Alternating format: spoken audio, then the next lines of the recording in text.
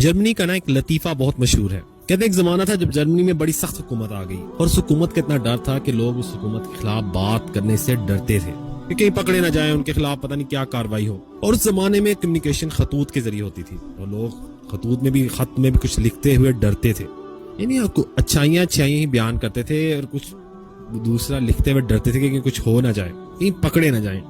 ऐसे में दो दोस्त होते हैं जो दो मुख्तलिफ शहरों में रहते हैं।